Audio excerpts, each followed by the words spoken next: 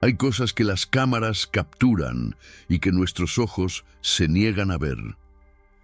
5 personas entraron a la mina La Constancia en Durango el 14 de marzo de 2019. Cuando revisaron las grabaciones de seguridad instaladas en la entrada, 7 figuras humanas salieron caminando 3 horas después. 2 de ellas no tenían nombre, no tenían pasado, y según todos los registros oficiales, nunca existieron.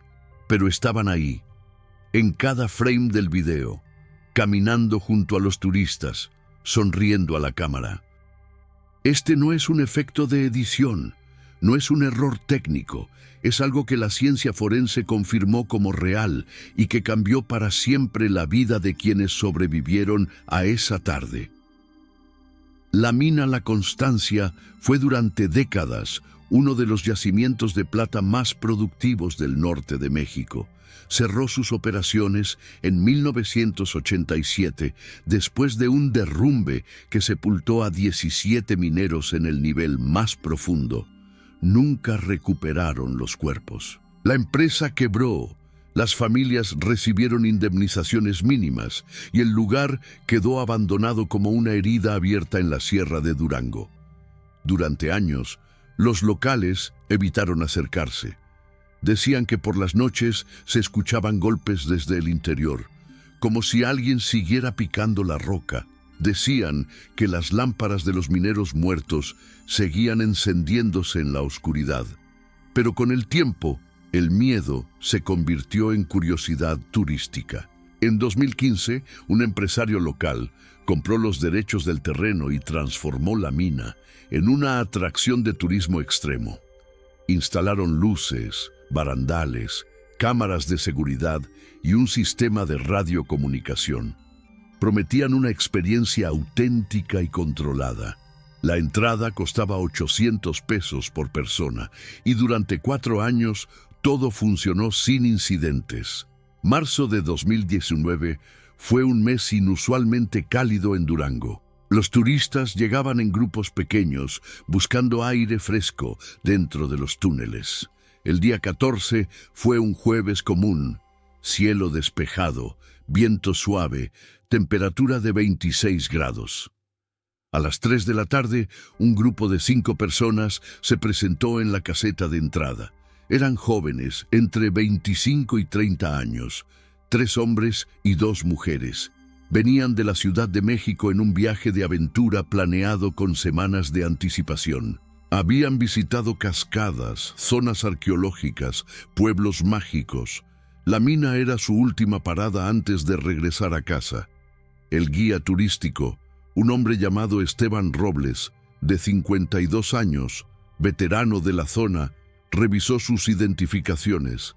Les entregó cascos con lámparas frontales y les explicó las reglas básicas: no separarse del grupo, no tocar las estructuras antiguas, no salirse de las rutas marcadas.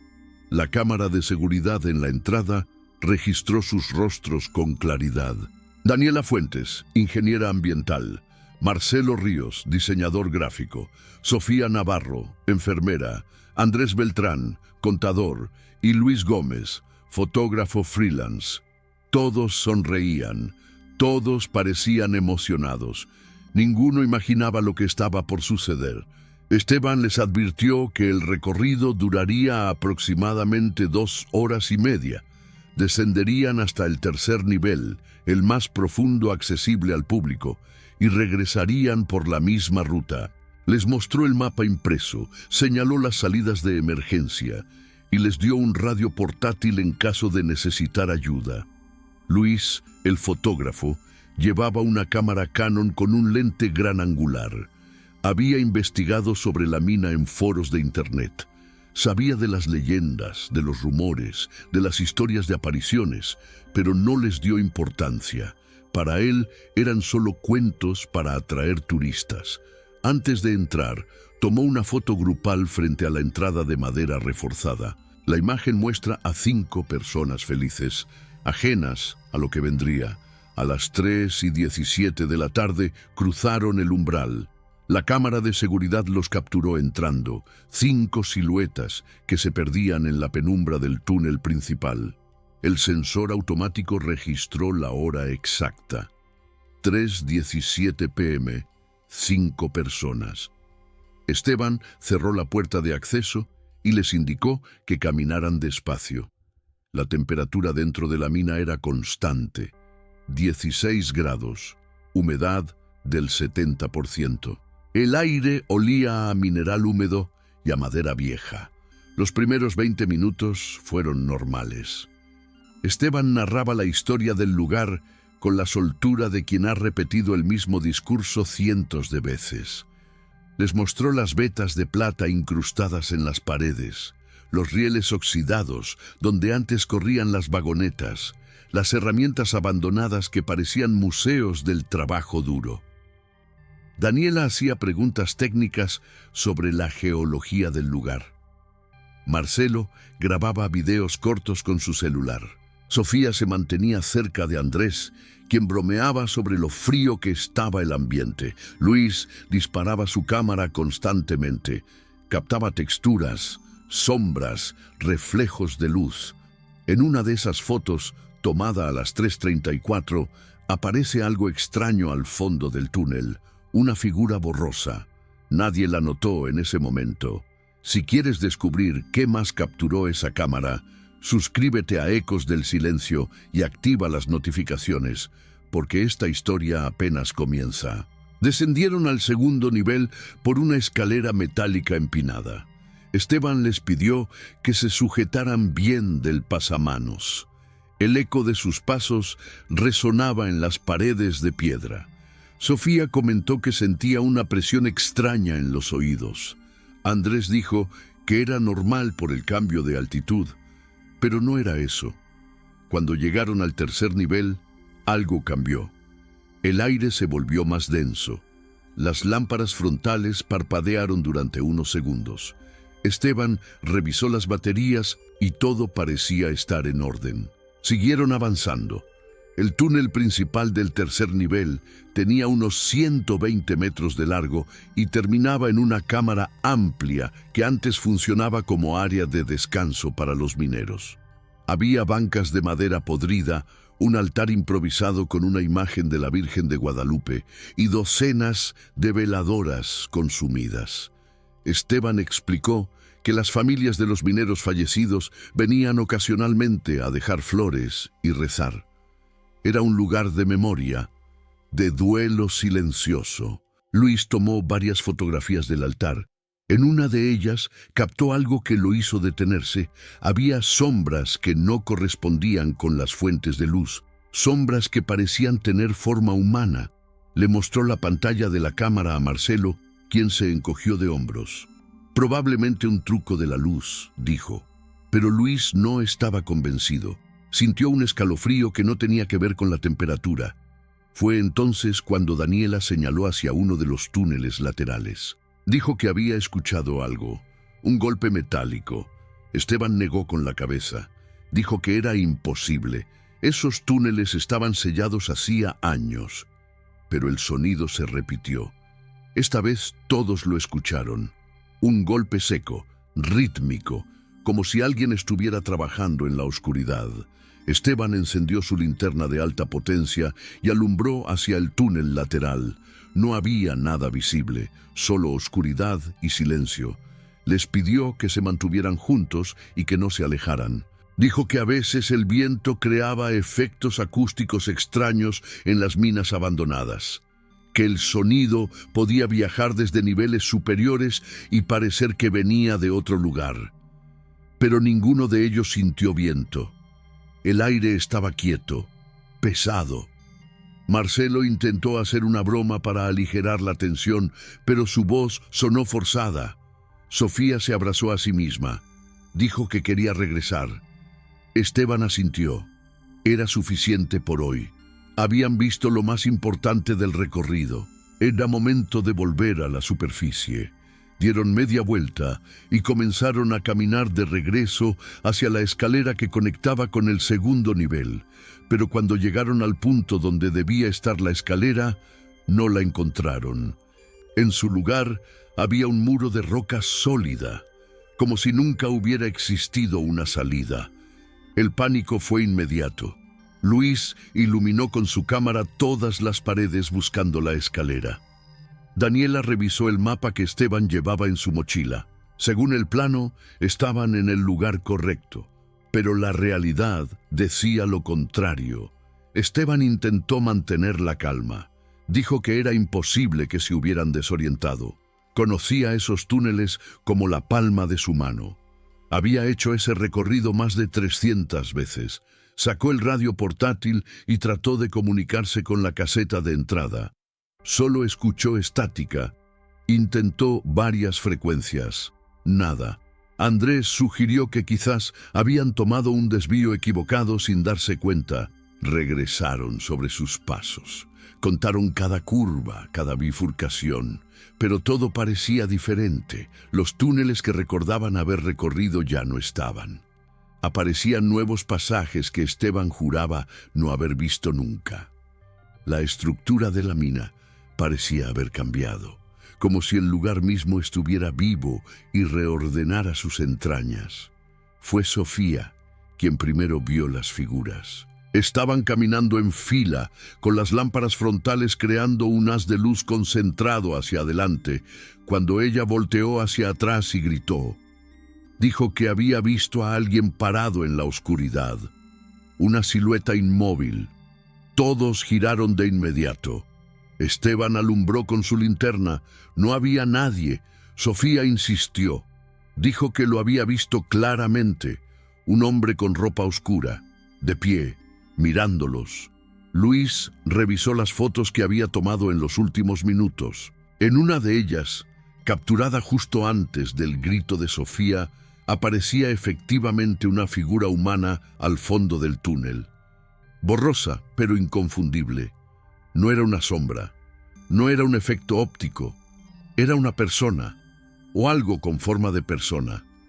Marcelo arrebató la cámara de las manos de Luis y amplió la imagen en la pantalla. La figura parecía llevar un casco de minero y una lámpara apagada en la frente. Todos se quedaron en silencio mirando esa foto. Esteban tragó saliva. Dijo que debían seguir buscando la salida, que no podían quedarse ahí parados, pero nadie se movió. Porque en ese momento, desde algún lugar profundo de la mina, se escuchó una voz masculina, clara, cercana, decía una sola palabra: ayuda. El grupo entró en shock. Daniela comenzó a hiperventilar. Andrés la sostuvo por los hombros y le dijo que respirara despacio. Esteban gritó hacia la oscuridad preguntando quién estaba ahí. No hubo respuesta, solo el eco de su propia voz rebotando en las paredes de piedra. Luis encendió el flash de su cámara y comenzó a tomar fotos en todas direcciones. Iluminaba cada rincón con ráfagas de luz blanca. Y en cada foto aparecían cosas nuevas. Herramientas que no estaban antes, marcas en las paredes, huellas de botas en el polvo del suelo y en 3 de las fotos, figuras humanas, siempre distantes, siempre observando, siempre con la misma ropa oscura y los mismos cascos antiguos. Marcelo le quitó la cámara a Luis. Le dijo que parara, que estaba empeorando las cosas, pero Luis ya no escuchaba. Estaba mirando fijamente una de las imágenes. En ella aparecían 2 hombres parados uno al lado del otro. Y aunque la foto estaba borrosa, se podía distinguir algo aterrador. Uno de los hombres no tenía rostro, solo una mancha oscura donde debería estar su cara. Decidieron moverse. Quedarse quietos era peor que caminar sin rumbo. Esteban eligió el túnel que parecía más amplio y les pidió que lo siguieran de cerca. Caminaron durante lo que parecieron horas, aunque probablemente fueron solo 20 minutos. El tiempo dentro de la mina había perdido significado. No había forma de saber si estaban avanzando o dando vueltas en círculos. Daniela marcaba las paredes con un trozo de roca blanca para identificar los lugares por donde ya habían pasado. Pero cuando regresaban sobre sus pasos, las marcas no estaban. o aparecían en lugares donde ella juraba no haber estado. La lógica del espacio había dejado de funcionar.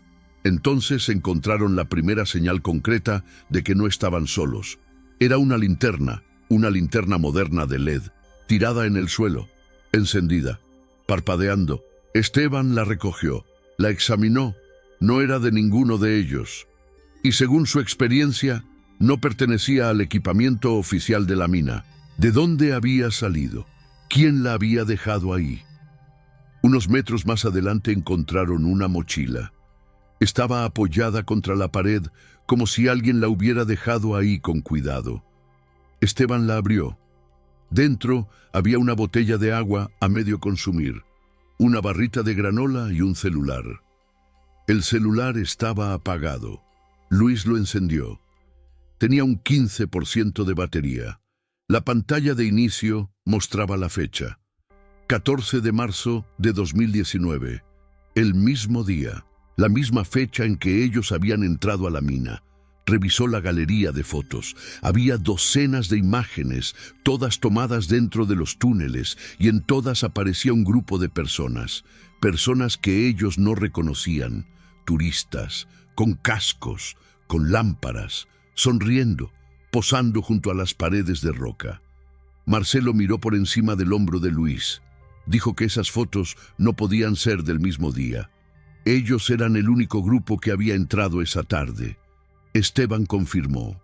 Solo había un grupo programado para las 3 de la tarde, el suyo. No había más reservaciones. Entonces, ¿quiénes eran esas personas en las fotos? ¿Y dónde estaban ahora? Andrés tomó el celular y revisó los contactos. Solo había 3 números guardados.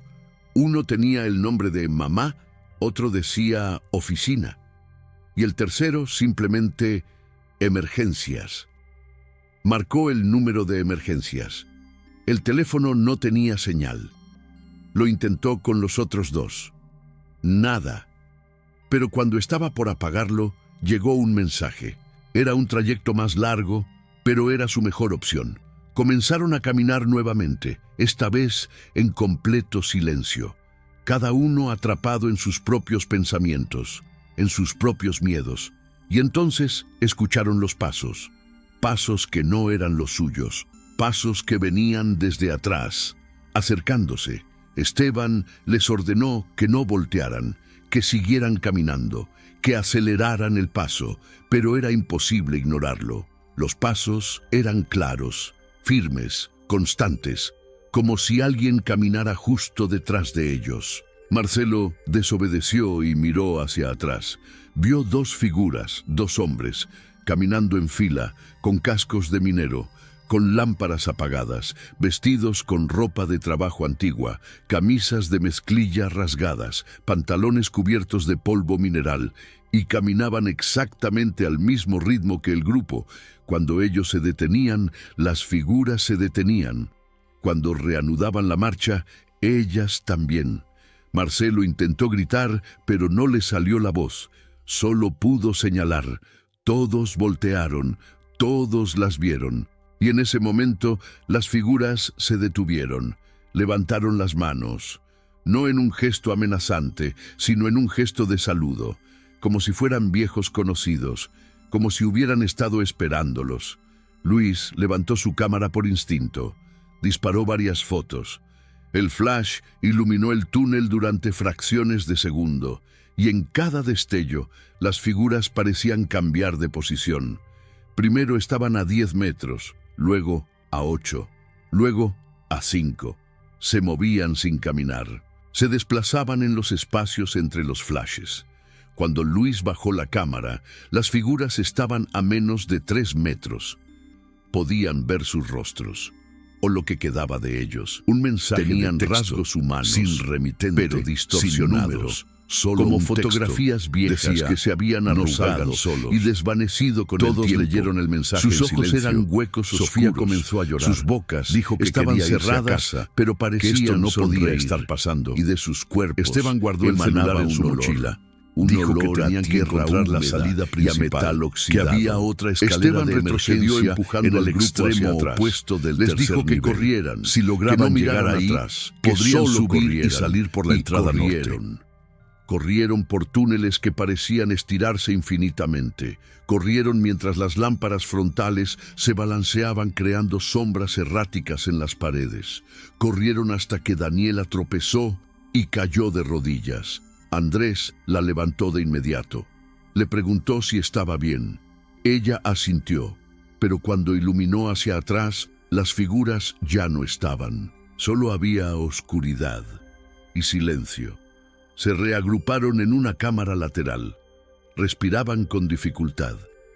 Esteban revisó su reloj. Marcaba las 5:43 de la tarde. Habían estado dentro de la mina durante más de 2 horas.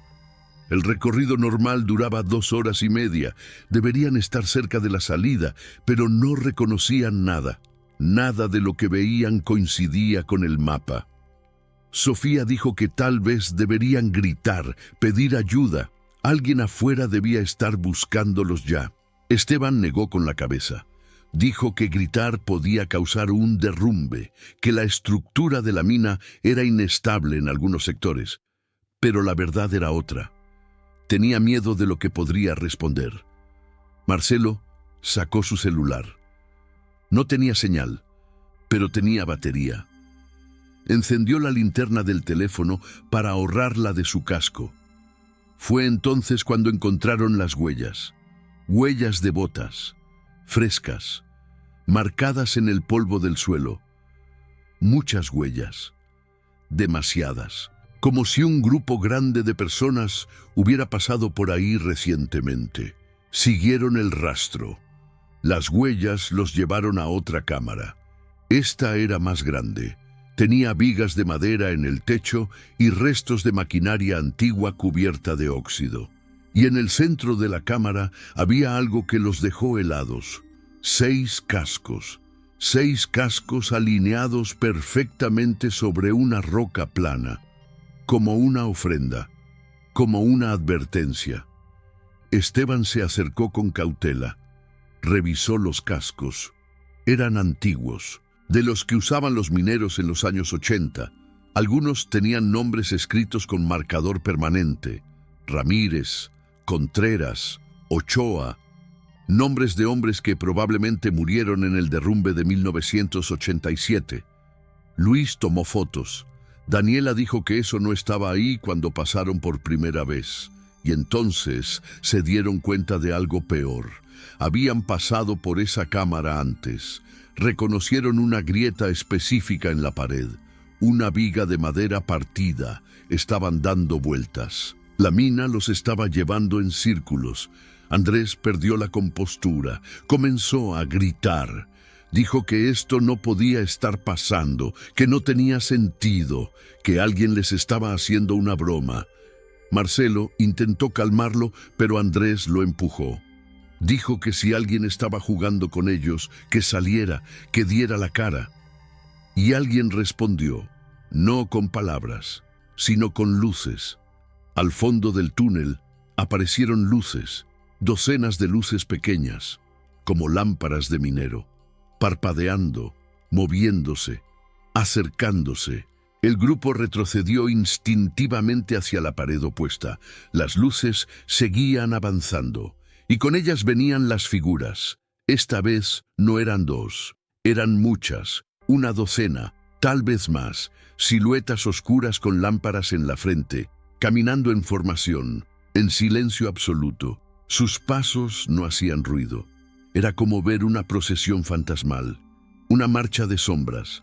Esteban buscó desesperadamente otra salida. Vio un túnel estrecho a su derecha. Les gritó que lo siguieran. Entraron al túnel gateando. Era tan angosto que apenas cabían. Las paredes rozaban sus hombros. El techo estaba a centímetros de sus cabezas. Sofía comenzó a hiperventilar. Dijo que era claustrofóbica, que no podía seguir. Daniela la tomó de la mano, le dijo que respirara, que ya casi salían, pero no era cierto. El túnel parecía no tener fin. y detrás de ellos las luces seguían brillando, seguían acercándose, hasta que finalmente el túnel se abrió a otra cámara. Esta era diferente, más pequeña, más antigua, y en las paredes había grabados, mensajes tallados en la roca, frases en español: no estamos solos, ellos siguen aquí, no dejen que los toquen. Y una fecha: 15 de marzo de 1987, el día después del derrumbe. Luis leyó los mensajes en voz alta. Su voz temblaba. Dijo que alguien había sobrevivido al derrumbe, que alguien había estado atrapado ahí dentro tallando esas palabras. Esteban examinó los grabados. Eran profundos, hechos con urgencia, con desesperación, y entonces encontró algo más. Un nombre, tallado junto a una de las frases: Esteban Robles. Su propio nombre, escrito en la roca, escrito décadas antes de que él naciera. El guía retrocedió. Dijo que eso era imposible, que tenía que ser una coincidencia. Pero Marcelo encontró otro nombre: Daniela Fuentes, y otro: Luis Gómez. Todos sus nombres estaban ahí, tallados en la pared de esa cámara olvidada, como si alguien hubiera sabido que ellos iban a llegar, como si todo esto hubiera sido planeado hace más de 30 años. Sofía comenzó a gritar. Dijo que quería salir, que la dejaran salir. Corrió hacia el túnel por donde habían venido, pero se detuvo en seco. Las figuras estaban ahí, bloqueando la salida, inmóviles, observando. Y esta vez extendieron sus manos, no para saludar, sino para invitarlos a unirse. Esteban buscó desesperadamente otra salida. Había un agujero en el techo de la cámara. Parecía una chimenea natural, estrecha pero transitable. Les dijo que era su única opción, que tenían que trepar. Andrés fue el primero. Se impulsó con las manos y comenzó a subir. El agujero era vertical, resbaladizo, pero logró avanzar. Luego subió Daniela, luego Sofía, luego Marcelo. Luis estaba por subir cuando miró hacia atrás. Las figuras habían entrado a la cámara, rodeaban a Esteban. El guía estaba paralizado. Luis le gritó que subiera, pero Esteban no se movía. Solo miraba a las figuras. Y entonces susurró algo. Dijo: los conozco. Dijo que eran los hombres del derrumbe, los 17 mineros. Algunos de ellos habían trabajado con su padre. Luis extendió su mano desde el agujero. Le gritó que se apurara, pero era tarde. Una de las figuras tocó el hombro de Esteban y el guía simplemente desapareció. No se desvaneció, no cayó. Simplemente dejó de estar ahí, como si nunca hubiera existido. Luis gritó su nombre, pero no hubo respuesta. Solo quedaba el casco de Esteban en el suelo y su linterna, aún encendida. Luis trepó por la chimenea con el corazón desbocado. Subió sin mirar atrás. Subió hasta que sus manos encontraron tierra suelta, aire fresco. Empujó con todas sus fuerzas y emergió a la superficie. Era de noche. El cielo estaba lleno de estrellas. Los demás estaban ahí, tirados en el suelo, respirando, llorando, vivos. Pero Esteban no estaba. Luis les contó lo que había visto.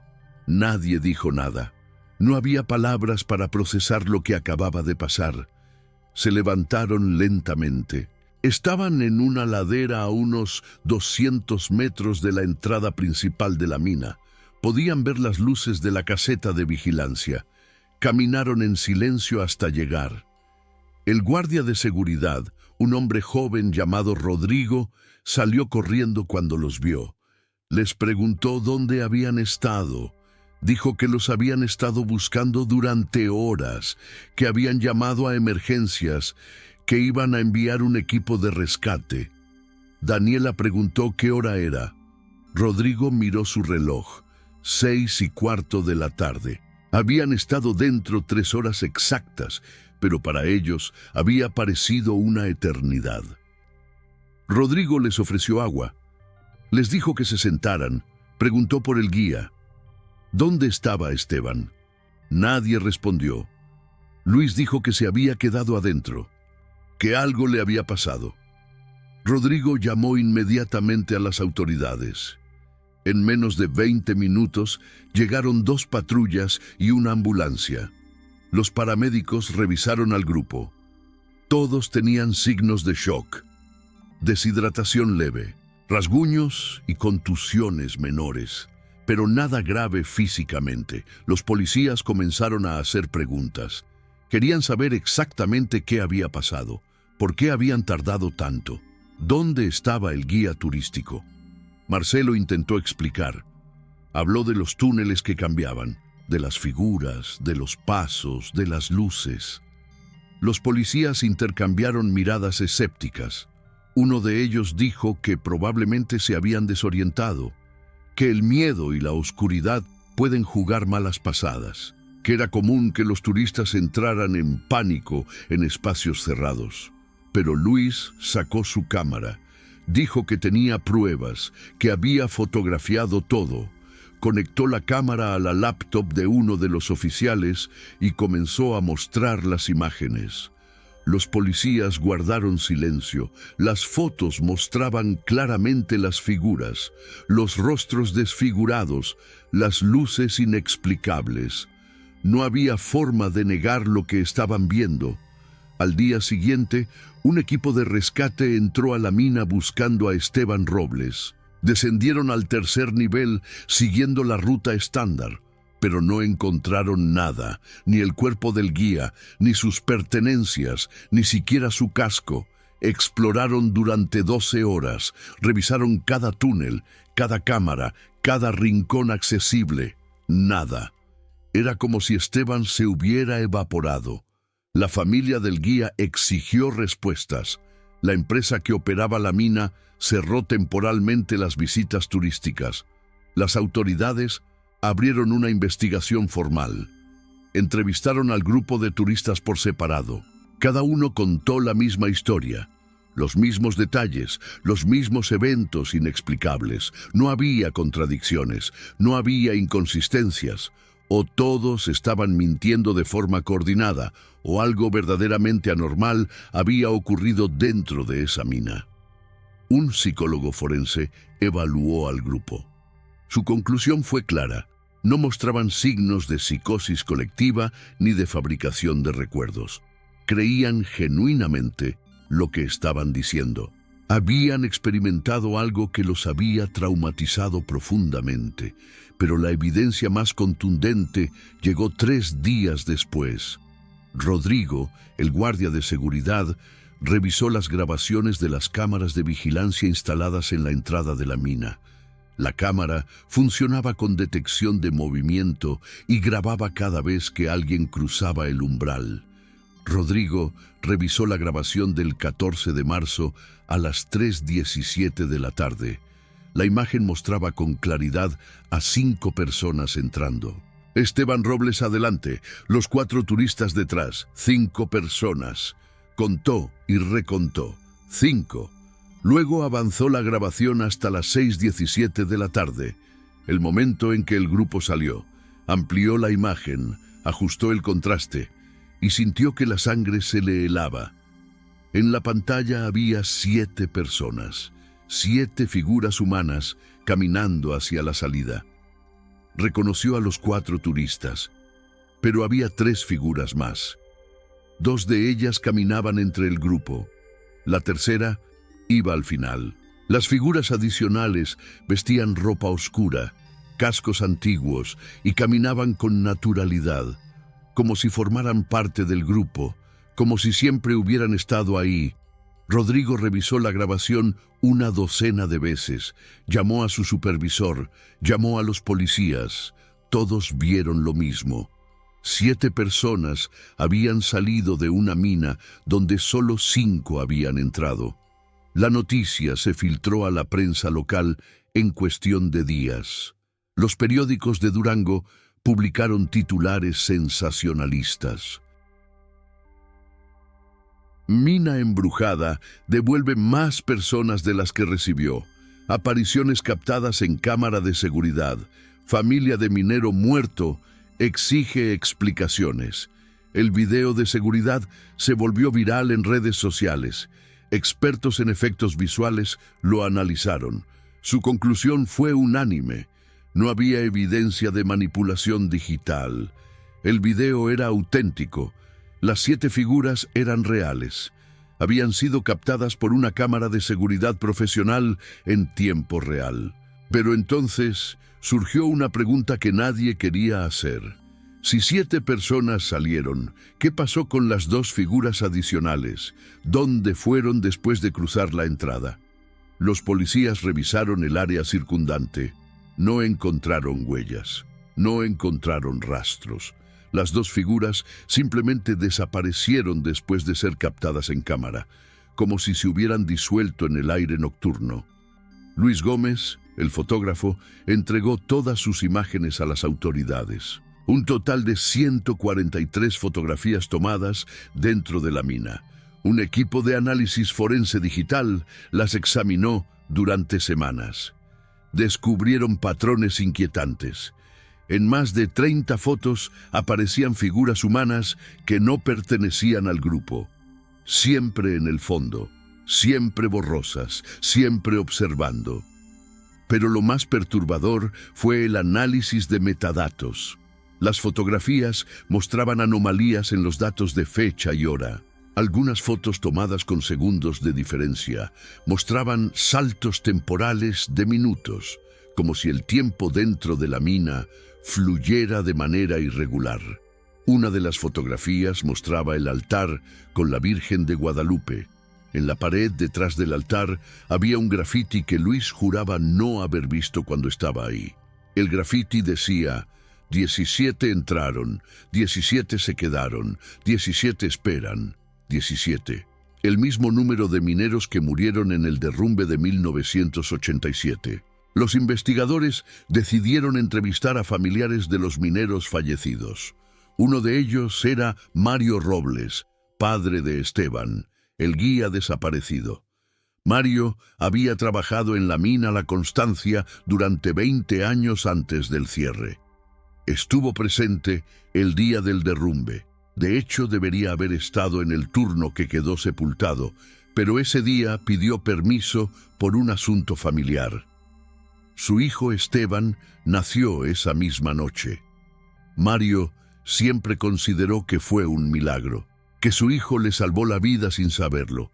Cuando los investigadores le mostraron el video de seguridad donde aparecían las 7 figuras, Mario palideció.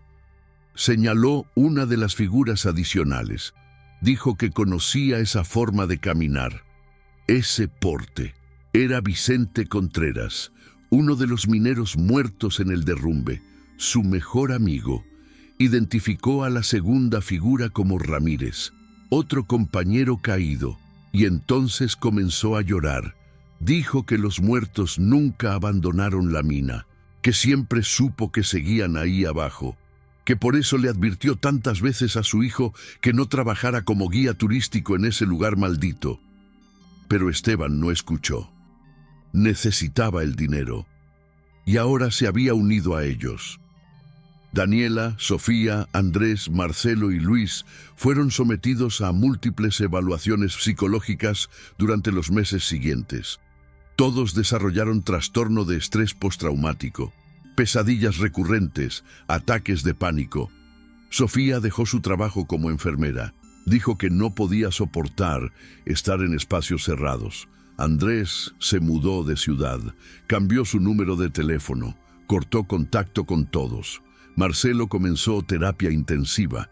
Las grabaciones de video que hizo con su celular las borró todas. Dijo que no quería recordar. Daniela escribió un testimonio detallado de todo lo que vivieron.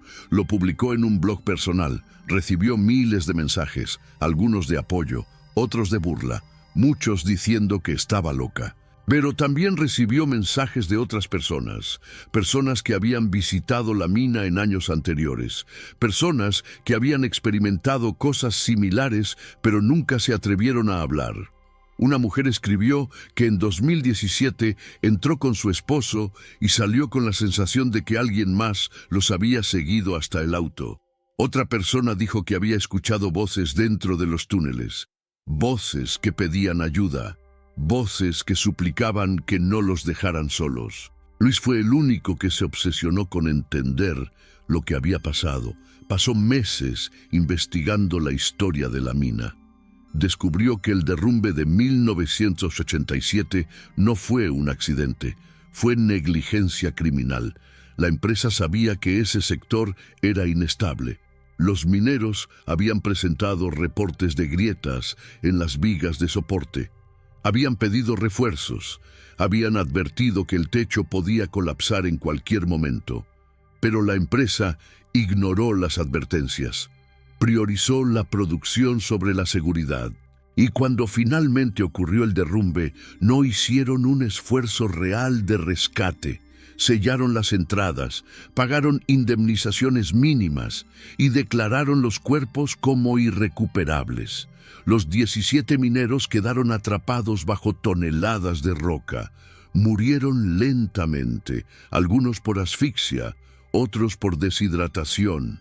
Y según los cálculos de los expertos, algunos pudieron haber sobrevivido hasta 5 días antes de morir. 5 días de oscuridad absoluta. 5 días golpeando las paredes, esperando un rescate que nunca llegó. 5 días tallando mensajes en la roca con las últimas fuerzas. Mensajes que incluían los nombres de quienes algún día los encontrarían. La mina La Constancia cerró definitivamente en septiembre de 2019. La empresa quebró después de las demandas legales de la familia de Esteban. Las autoridades sellaron todas las entradas con concreto reforzado, colocaron señales de peligro, prohibieron el acceso al área. Pero los lugareños dicen que aún se escuchan cosas. Dicen que en las noches sin luna se ven luces parpadeando en la montaña. Luces que se mueven en patrones, como lámparas de mineros. Dicen que si te acercas lo suficiente, puedes escuchar golpes. Golpes rítmicos, como si alguien siguiera trabajando ahí abajo, como si alguien siguiera buscando una salida que nunca va a encontrar. Mario Robles, el padre de Esteban, visita la entrada sellada cada 14 de marzo. Lleva flores. Enciende una veladora y habla con su hijo. Le dice que lo extraña, que lamenta no haberlo protegido y jura que a veces, en el silencio de la tarde, escucha una respuesta. Una voz que dice: «No estoy solo, papá, ellos están conmigo». Luis conserva todas las fotografías. Las tiene respaldadas en 3 discos duros diferentes. Dice que algún día las va a publicar completas. Que el mundo necesita saber la verdad, pero por ahora solo comparte algunas, las menos perturbadoras. Porque hay imágenes que ni él puede mirar sin sentir terror, imágenes donde las figuras no están en el fondo, están junto a ellos, tocándolos, sonriendo, y en una foto en particular, tomada justo antes de salir de la mina, se puede ver con claridad el rostro de una de las figuras. No es borroso, no está distorsionado, es perfectamente nítido. Y según Mario Robles, ese rostro pertenece a Vicente Contreras, el minero que murió en 1987. El hombre que tenía 32 años cuando quedó sepultado, y que en la foto aparenta exactamente la misma edad, como si 32 años no hubieran pasado para él. Como si el tiempo dentro de la mina se hubiera detenido, o como si hubiera comenzado a fluir en otra dirección. El video de seguridad sigue siendo analizado por expertos de todo el mundo. Algunos dicen que es la evidencia más clara de actividad paranormal jamás capturada. Otros insisten en que debe haber una explicación racional, una falla técnica, un error de software. Pero nadie ha podido explicar cómo 5 personas entraron y 7 salieron. Nadie ha podido explicar quiénes eran las 2 figuras adicionales. y nadie ha podido explicar por qué esas figuras desaparecieron inmediatamente después de cruzar el umbral de la salida. El caso sigue abierto. Esteban Robles sigue oficialmente desaparecido y la mina, la Constancia, sigue sellada. Pero si hay algo que todos los involucrados coinciden, es esto. Algo vive en esa mina, algo que no es humano, o que dejó de serlo hace mucho tiempo. Algo que espera, que observa y que de vez en cuando permite que algunos salgan, pero nunca solos, nunca sin compañía, porque los muertos de la Constancia no buscan venganza, buscan algo mucho más simple y aterrador, buscan no estar solos en la oscuridad.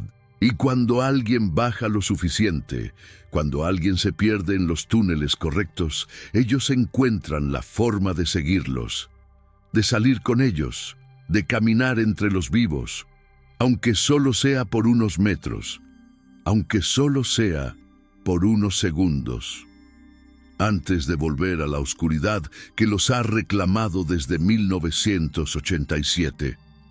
¿Tú entrarías a una mina sabiendo esto? ¿Confiarías en que las cámaras de seguridad te protegen? Porque al final, las cámaras solo registran lo que sucede. No lo previenen. Y según esas cámaras, algo que no debería ser posible ocurrió el 14 de marzo de 2019. 5 entraron, 7 salieron y 1 nunca regresó.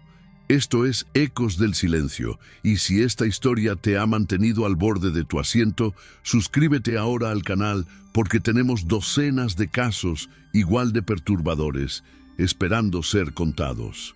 Dale like si crees que lo que pasó en esa mina fue real. Comparte este video con alguien que necesite escuchar esta historia. Y déjanos en los comentarios, ¿qué crees que les pasó realmente a esos turistas? ¿Fue paranormal o hay una explicación que nadie ha encontrado todavía? Nos vemos en el próximo misterio, si es que te atreves a regresar.